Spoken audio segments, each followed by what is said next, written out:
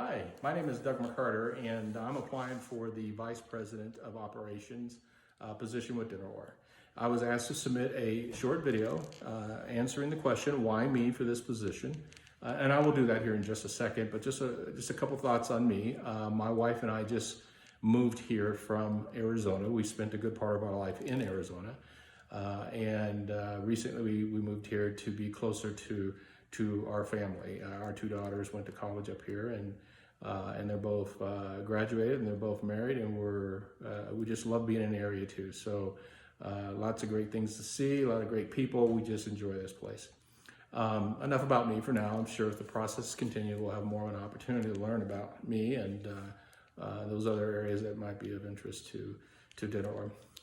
With respect to the position itself and why I think I would be a good fit for this, is that if you look at my background and my resume, you'll see that I have a tremendous amount of experience in startups. I have started contact centers in the Philippines, in Costa Rica, in Canada, in the US, from the ground up.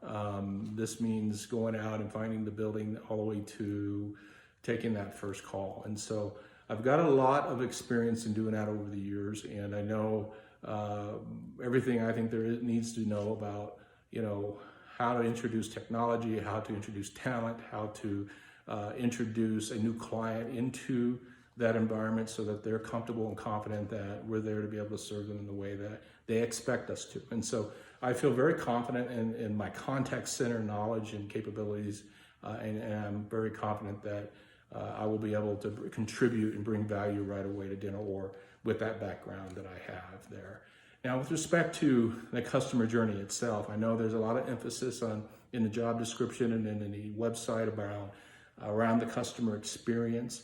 What I have seen in my past all too often is companies like to get settled in and thinking that they have all the answers to the customer journey in terms of how we support those customers, how we take care, how we give them access to get support, those types of things. And so when you look at the demographics, if you will, there are varying degrees of customers out there in terms of how they want to get access to an organization. Some only want to be able to go to a website. Some only want to be able to call into an IVR and get some quick answers to some questions that they might have. Or they really do want to talk to somebody, or they might use chatbot or SMS text. There's a number of channels or access channels that a customer can use. And so I think it's important that we understand that there is that demographic out there and that we are addressing all of their needs and making sure that we give them the access that they're looking for. And so once we get them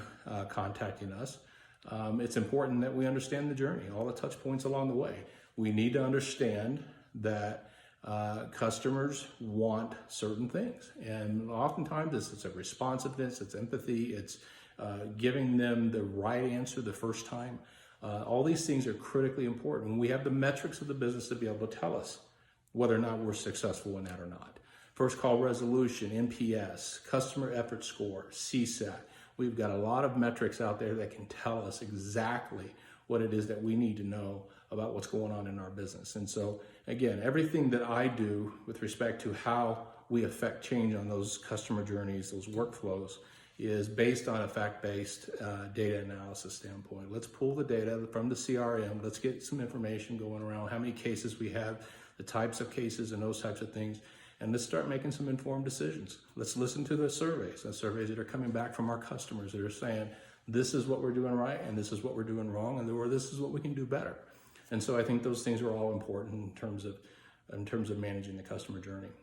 There was some mention in the job description and the website around workforce management, real-time analytics, and making sure that we understand what's going on with the business as it's happening, and that's important. And I do have a strong workforce management background in working with, workforce management tools like IEX and Blue Pumpkin and even Five9, the most recent version of their workforce management tool that they have out there. And so I understand the whole Erlang C calculation and forecasting down to the 15-minute interval of the day, and staffing and managing to that to make sure that we have enough people to handle those volumes. And so that was something that was called out in the job description that I thought that was something I would elaborate here, and that I've got a tremendous amount of experience in being able to manage in that environment as well. And so when it comes to implementation of a product or a program, that's critical too. I mean, there's an old saying that you only make a first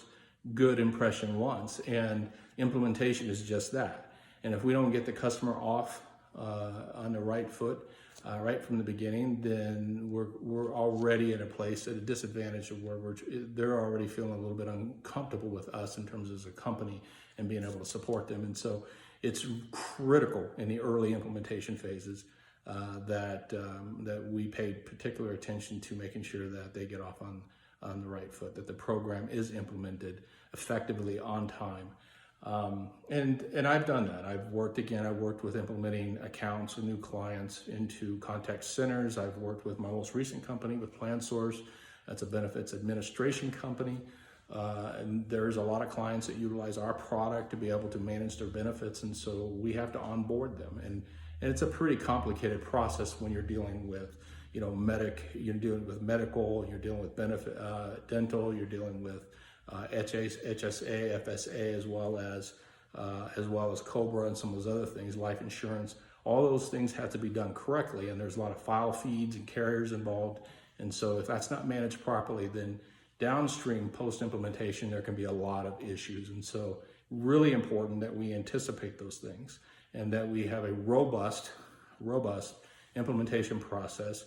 And I would venture to say we should have a hypercare transitional period where a new client would then move into an area where we monitor their implementation, their first few weeks of going live, so that when they do land in ongoing support, then they're being handed off to some account managers or contact center, or whoever will be servicing them in a way that they're going to be able to be successful right from the beginning. And so that's a little bit about my background. It's a little bit about what I think would bring value to DentalQore.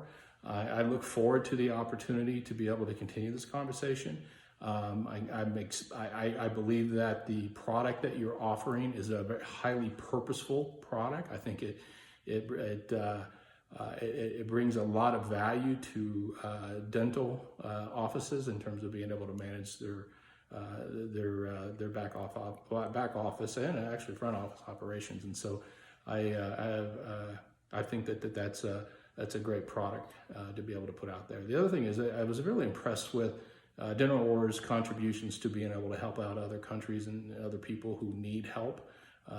And I thought that was particularly impressive too. So I really found that to be a very rewarding thing to see that a company is dedicating their time and efforts to that effort. So anyway, that's my short video. I appreciate the time and the opportunity to be able to share this video with you, and I hope that we'll be able to continue this conversation. You have a great day. Thank you.